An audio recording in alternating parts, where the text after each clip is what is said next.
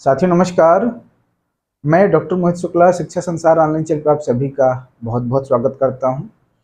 साथियों, आप लोगों का यूपी पीजीटी का एग्ज़ाम 9 और 10 मई को प्रस्तावित है और उसके लिए किस शहर में आपको एग्ज़ाम देना है इसकी सूचना आयोग के द्वारा आपको दे दी गई है। आयोग की वेबसाइट पर जाकर आप अपने रजिस्ट्रेशन नंबर और डेट ऑफ बर्थ के माध्यम से किस शहर में आपको एग्ज़ाम देना है इसकी सूचना प्राप्त कर सकते हैं। साथियों, हमें उम्मीद है कि अब आपका भ्रम दूर हो गया होगा। हमने लगभग एक हफ्ते पहले आपको ये सूचना दी थी कि 28 अप्रैल को आपका जो शहर है, जिस शहर में आपको एग्ज़ाम देने जाना है, उसकी जानकारी दे दी जाएगी और 6 मई को आपको परीक्षा केंद्र भी बता दिया जाएगा, आपका एडमिट कार्ड डाउनलोड हो जाएगा। और ये सूचना देने के पश्चात हमने कमेंट सेक्शन में इस बात का अनुभव किया कि हमारे द्वारा बताई गई जो सूचना है उस पर मैक्सिमम लोग तो भरोसा करते हैं, लेकिन कुछ साथी ऐसे भी दिखे जिनको भरोसा नहीं हो रहा था, जिन्होंने कमेंट सेक्शन में ही राय व्यक्त किया कि बहुत संभव है इस बार भी परीक्षा पोस्टपोन हो जाएगी। साथियों, आपको बता दें, शिक्षा संसार ऑनलाइन चैनल के द्वारा आपको जो भी सूचना दी जाएगी वो 100% सही और प्रामाणिक होगी। हम किसी भी प्रकार की भ्रामक बातचीत आपसे नहीं करते। हम प्रतियोगी छात्रों के दुख दर्द को, संघर्ष को समझते हैं, इसलिए जब हम आश्वस्त हो जाते हैं कि यह सूचना सही है तभी हम आपसे बातचीत साझा करते हैं। यहाँ पर यह स्पष्ट कर दें कि हम कोई आयोग नहीं है, हम शासन सत्ता में बैठे हुए लोग नहीं हैं।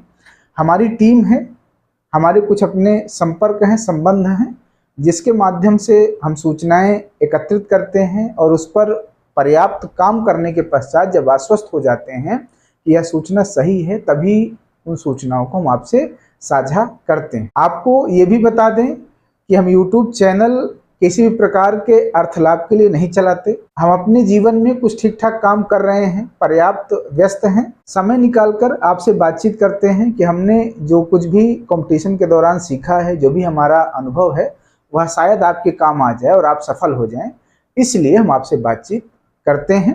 तो आप लोग आश्वस्त रहें, शिक्षा संसार ऑनलाइन चैनल के द्वारा हम आपसे जो भी सूचनाएं साझा करेंगे वह पूरी जिम्मेदारी के साथ साझा करेंगे और उन सूचनाओं पर, उन बातों पर आप लोग भरोसा कर सकते हैं। बहरहाल, अब मुख्य टॉपिक पर आते हैं। साथियों, अब आपके एग्ज़ाम के लिए लगभग एक हफ्ते या कह लीजिए 9 से 10 दिन बचे हुए हैं। इन 9 से 10 दिनों में आपको क्या करना है कि आपकी तैयारी बेहतर हो, आप किसी प्रकार का बिना तनाव लिए हुए परीक्षा दें और परीक्षा में बेहतर कर पाएं। आज इन्हीं कुछ महत्वपूर्ण बिंदुओं पर हम आपसे बातचीत करेंगे और आज की यह बातचीत आप लोगों के लिए निश्चय ही लाभदायक होगी।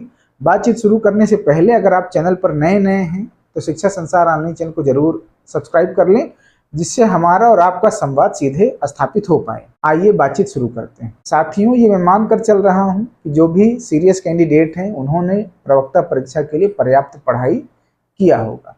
अब जब 10 दिन बचा है तो आपको बता दें, अब पढ़े हुए तथ्य को व्यवस्थित करने का समय है और साथ ही साथ मानसिक रूप से मजबूत रहने का समय है। अगर आपने बहुत पढ़ाई किया है लेकिन आखिरी 10 दिन आप मानसिक रूप से मजबूत नहीं रह पाते, तब भी आपका नुकसान होने की संभावना रहेगी। तो सबसे पहला काम आपको क्या करना है, अब आपको अपना सिलेबस देखना है और आपके सिलेबस में जो जो टॉपिक सम्मिलित हैं, जो जो टॉपिक लिखे हुए हैं, सिर्फ उन्हीं टॉपिक को आपको पढ़ना है। उसके बाहर की चीज़ें अब आपको बिल्कुल अवॉइड करना है, बिल्कुल नहीं पढ़ना। सिर्फ अपने सिलेबस पर ही केंद्रित होकर आपको पढ़ाई करना है। ध्यान रखें, अंतिम का जो समय होता है वह सिर्फ और सिर्फ रिवीजन के लिए होता है। तो आपका जो सिलेबस है उसको अब आपको बार बार रिवीजन करते रहना है, पढ़ते रहना है।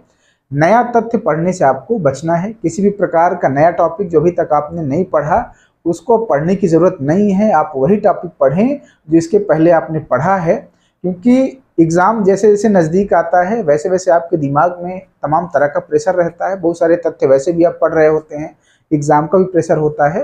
तो अगर आप कोई नया टॉपिक पढ़ेंगे तो वो चीज़ें वैसे भी नहीं समझ में आएंगी और आप फ्रस्ट्रेट अलग से होंगे। तो आपको करना क्या है, उन्हीं टॉपिक को पढ़ना है जो आपने इसके पहले पढ़ा है। नई चीज़ें पढ़ने से आपको बचना है। अब आपके पास बहुत सीमित स्टडी मटेरियल होना चाहिए।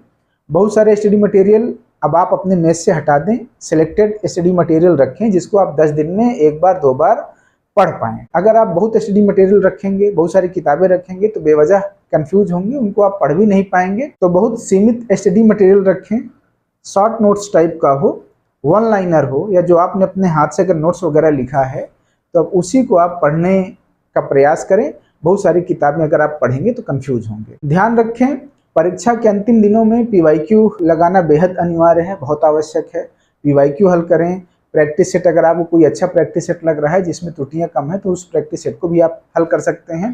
पीवाईक्यू और प्रैक्टिस सेट आप जिस तरीके से हल करते हैं उससे थोड़ा सा अलग तरीके से पीवाईक्यू और प्रैक्टिस सेट हल करने की ज़रूरत है। जैसे आप सामान्यतः पीवाईक्यू उठाते होंगे, उसको हल कर लेते होंगे, देख लेते होंगे कि हमारे इतने सवाल सही हो रहे हैं, इतने सवाल गलत हो रहे हैं, बस बात खत्म।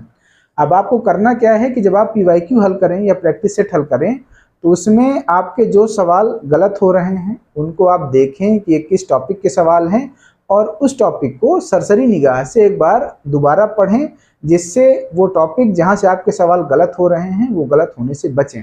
तो आपको पीवाईक्यू हल करते समय थोड़ा सा एनालिसिस करना है कि किस टॉपिक से सवाल आपके गलत हो रहे हैं और उन टॉपिक को आपको दोबारा से पढ़ना है। साथियों, ये बातचीत रही सिलेबस पढ़ने को लेकर, रिवीजन को लेकर। अब आपको मानसिक रूप से भी मजबूत बनना होगा, क्योंकि आपके एडमिट कार्ड जारी होने की सूचना भी आ गई है, शहर की जानकारी लग गई है। तब आपके भीतर परीक्षा को लेकर थोड़ा सा और बेचैनी या परेशानी जन्म लेगी।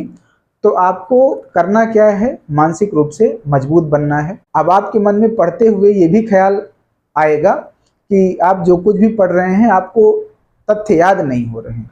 आपको ये लगेगा कि हमने 4-5 महीने पढ़ाई किया लेकिन हमको कुछ याद नहीं है, हमारी सारी पढ़ाई बेकार चली गई, कहीं ऐसा ना हो कि परीक्षा में बेहतर न कर पाएँ। तो आपको बता दें, बिल्कुल परेशान होने की ज़रूरत नहीं है। ये चीज़ें, ये बातें सिर्फ आप ही के दिमाग में नहीं आ रही, जितने सारे कैंडिडेट सीरियस परीक्षा दे रहे हैं उन सभी कैंडिडेट के साथ ऐसा होता है। जब परीक्षाएं नज़दीक आती हैं तो लगभग सारे सीरियस कैंडिडेट के मन में ये विचार आता है कि अब हमको चीज़ें याद नहीं हो रही हैं। पढ़ते हुए ऐसा लगता है कि हम नई चीज़ें पढ़ रहे हैं, जो पढ़े थे वो भी भूल गए। ये सिर्फ आप ही के साथ नहीं हो रहा, ये सारे सीरियस कैंडिडेट के साथ ही समस्याएं होती हैं। ऐसे में आपको बिल्कुल भी परेशान होने की ज़रूरत नहीं है। आपके दिमाग में जब परीक्षाएं नज़दीक आती हैं, आप लगातार पढ़ रहे होते हैं, तो बहुत सारे तथ्य आपके अचेतन मस्तिष्क में बैठते रहते हैं। आप पढ़ते हैं, वो चीज़ें आपके अचेतन मस्तिष्क में रहती हैं, और जब आप परीक्षा हॉल में जाते हैं, 4 विकल्प देखते हैं, तो 4 विकल्प के साथ चीज़ें आपको याद आती हैं और आप वहाँ पर प्रश्नों का सही उत्तर दे लेते हैं। तो बिल्कुल भी परेशान होने की ज़रूरत नहीं है। आप जो कुछ भी पढ़ रहे हैं वो सारी चीज़ें आपके अचेतन मस्तिष्क में रहेंगी, परीक्षा में आपको याद आएंगी। अगर इस बात को लेकर आप परेशान हो रहे हैं तो परेशान होने की ज़रूरत नहीं है। अब आपको अंतिम 8-10 दिनों में सिर्फ ये काम करना है कि आपका जो भी सिलेबस है आप प्रयास करें कि वो 1 बार 2 बार आप उसको सरसरी निगाह से देख लें। अब आपको रटने की आवश्यकता नहीं है, जितना रटना था, जितना याद करना था वो आपने कर लिया है। अब सारे सिलेबस को आप सरसरी निगाह से देखते चले जाएं, पेन ले लें, पेंसिल ले लें, आप जो कुछ भी पढ़ते हैं उसको अंडरलाइन करते हुए आगे बढ़ते चले जाएं। यकीन मानिए वो चीज़ें आपके अचेतन मस्तिष्क में कहीं ना कहीं बैठी रहती हैं। जब आप पेपर देखते हैं, प्रश्न देखते हैं, तो सारी चीज़ें आपको याद आती हैं।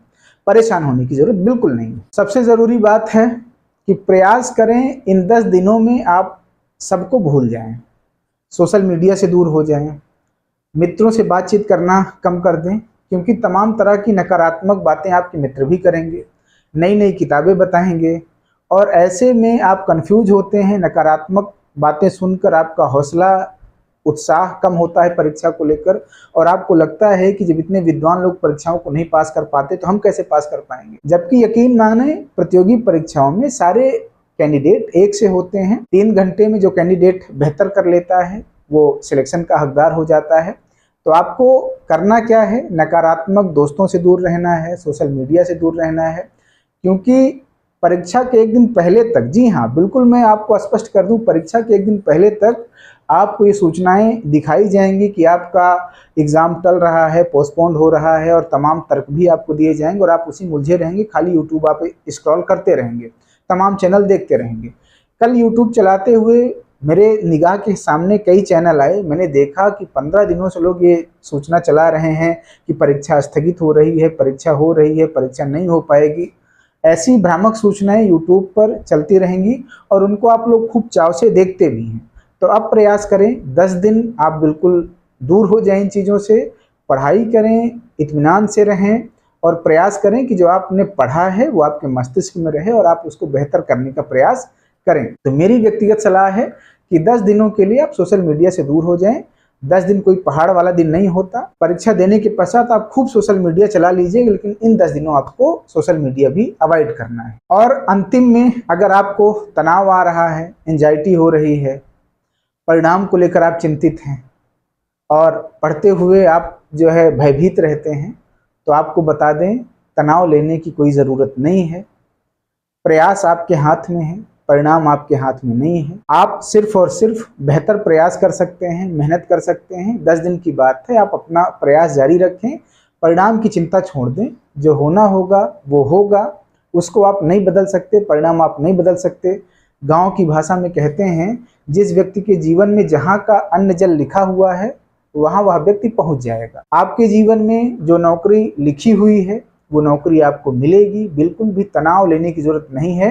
सिर्फ आपको एक काम करना है, आपको मेहनत करते रहना है, परिश्रम करते रहना है, जिससे आपके मन में ये भाव ना आए कि अगर हम परिश्रम किए होते तो हमारा सिलेक्शन हो जाता। आप अपनी तरफ से कोई कमी न छोड़ें, मेहनत करें, प्रयास करें। आप जिस चीज के लिए बने हैं वहां तक आप पहुंचेंगे। बिल्कुल निश्चिंत रहें। इन 10 दिनों में बिल्कुल सकारात्मक रहें, नकारात्मक विचार अपने ऊपर हावी ना होने दें।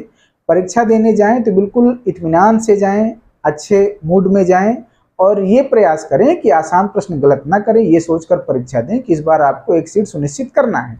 बस इतनी सी बात है, परेशान होने की जरूरत नहीं है। अब आपको परीक्षा का शहर मिल गया है, 6 तारीख को आपका एडमिट कार्ड डाउनलोड हो जाएगा। हम इसी तरह आपसे बातचीत करने का प्रयास करेंगे। आपके मन में किसी भी प्रकार का कोई प्रश्न है, कोई डाउट है, तो आप कमेंट सेक्शन में आकर अपने प्रश्न पूछ सकते हैं। हमारे द्वारा, हमारी टीम के द्वारा आपके प्रश्नों का जवाब दिया जाएगा। शिक्षा संसार आपका अपना चैनल है। चैनल को अपना स्नेह दें, प्यार दें, लाइक और सब्सक्राइब करें। आज की वीडियो में इतनी बातचीत। धन्यवाद साथियों, नमस्कार।